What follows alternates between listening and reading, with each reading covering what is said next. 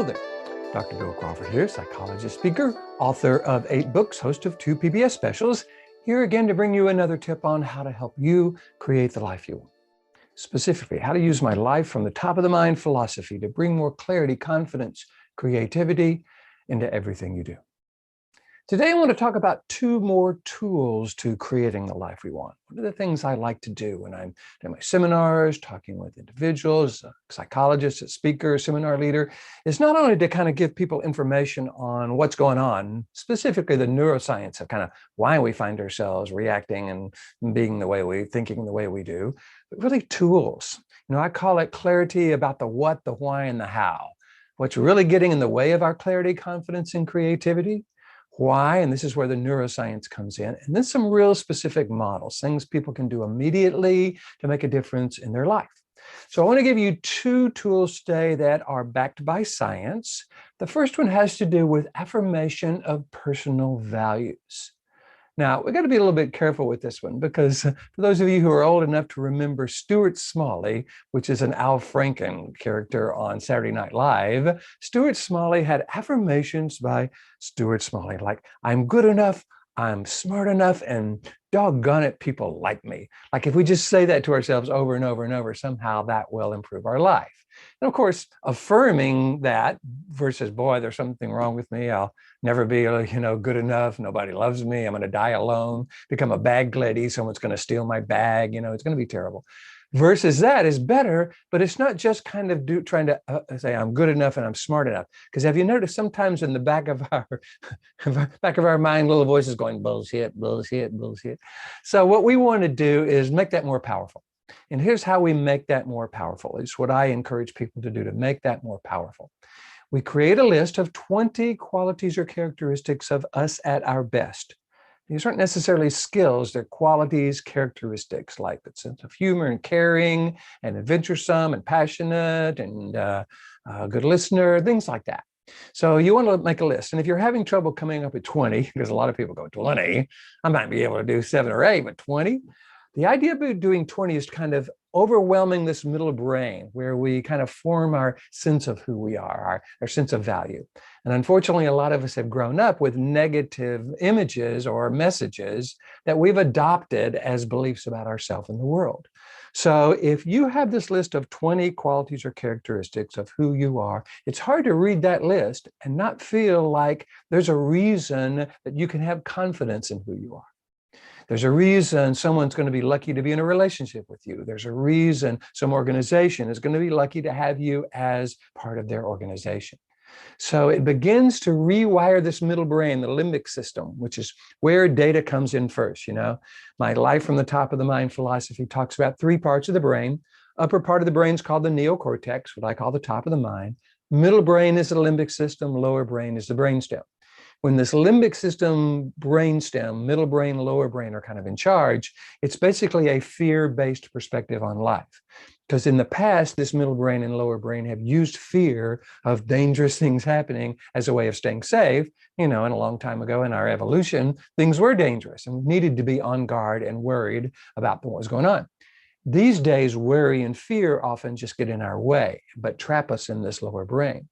So what I show people how to do is to actually shift from the lower brain to the upper brain and actually change the chemical makeup of their body from adrenaline, noradrenaline, and cortisol to serotonin and endorphins, chemicals that help us feel better and think clear by my life from the top of the mind system.